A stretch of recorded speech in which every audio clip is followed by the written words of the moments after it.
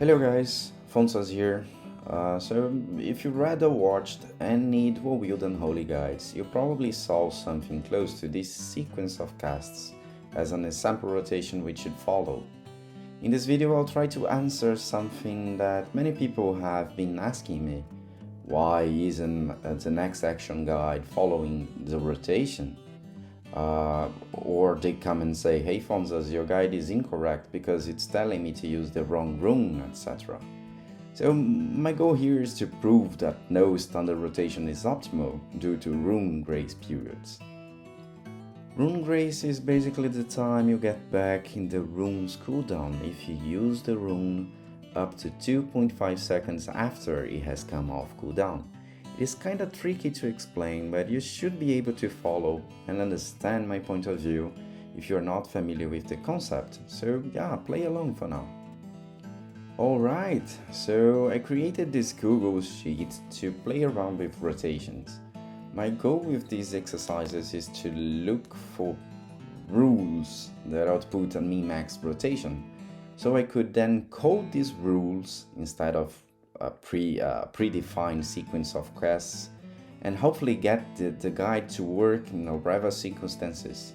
This means that the guide will be able to adjust your rotation even if you got a couple of spells wrong and you messed up your rotation, or you had to do mechanics and stop DPSing, or even if any of the spells you cast get resisted.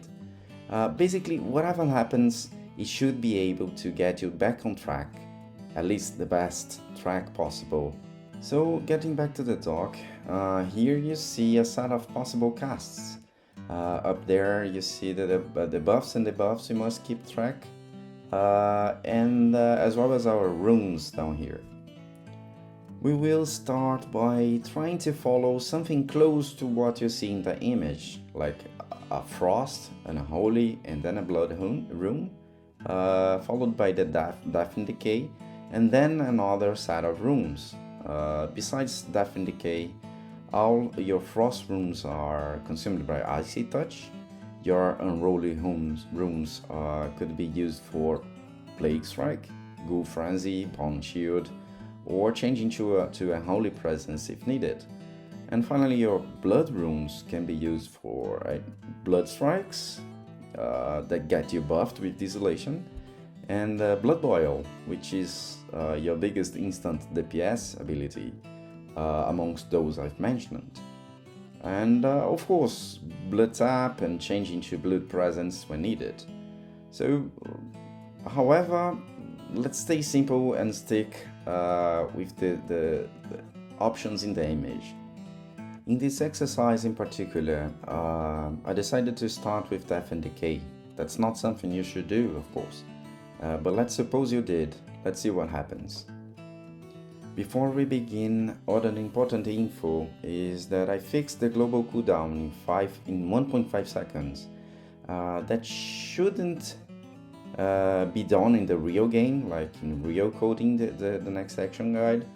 But you will be swapping presences and will be under haste effects that affect your global cooldown. But let's keep it 1.5 for now. That's hopefully enough to prove my point. Okay, so we just used Death and Decay on second 0. It will be set on cooldown for 15 seconds and consume 3 runes that will get on cooldown for the duration of 10 seconds each. Then I use a Frost, Unholy and Blood rune to apply the diseases and desolation. Now we wait for the runes. This gap can be used with filler spells, but let's not worry about those in the moment. Alright, so now the fun part begins. Exactly at 10 seconds I use Icy Touch again, which renewed Frost Fever up there. Then on the next global cooldown we cast Plague Strike again, supposing we pulled with Ghoul Frenzy already applied. Then there is no need to renew Ghoul Frenzy at this point. And then finally we consumed our Blood rune with Blood Boil, alternating Blood Strike as the image suggests. on this round we used our frost rune exactly at 10 seconds, and so it will be set to another 10 seconds of cooldown. We took 1.5 seconds to consume our unholy rune, but that's still lower than 2.5, so we get these 1.5 seconds back from using the rune within the grace period. So this means the rune will be set to a 8.5 seconds cooldown. And we took 2 complete GCDs, to complete global cooldowns, or 3 seconds in our case, to consume our blood rune. We lost the grace period for our blood rune, and therefore the rune will take the full 10 seconds to recover. Alright, so our next action is Death and Decay again. We had to save some runes so we don't delay Death and Decay. So we lost grace in the frost rune, and we get 2 seconds back from our unholy rune and half a second back in the blood rune. We are now again supposed to use 2 rounds of runes and then Death and Decay, correct, as the image suggests. Notice that because we are getting some time back from rune grace, we are desynchronizing our runes. The following optimal steps would be then to use Frost and Holy Blood, as usual, and then Unholy Blood again. From this moment on, the optimal use is fluid and constantly changing. This means as long as your buffs and diseases don't drop, you are always using the rune that gives you most benefit from rune grace.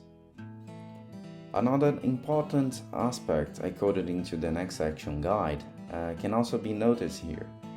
So you notice that your Frost Fever is constantly reapplied, because Icy Touch is the only use for Frost runes besides D&D, of course. That being said, I coded in the guide in a way that he has to choose, that if he comes to choose from 2 runes coming off cooldown in the very same timestamp, it would favor Unholy and Blood over Frost. But again, that only happens if they come off cooldown in the very same timestamp. And the same logic applies to the Frost specs as well. I mean, of course, it's a different rotation, it's a different spec, it's a different set of stuff you must keep track of, but rune grace periods must be kept an eye on. So your rotation adapts all the time. Don't trust anything that tells you that your rotation can be put like in a cast sequence macro. That would never happen. Alright, so thank you for watching. That was all I had to say for this video, but I intend to soon release other videos like fully explaining what my guide does and how does it work and the logic behind it and how to configure it, especially the gargoyle snapshotter. That is an option that is getting many people confused.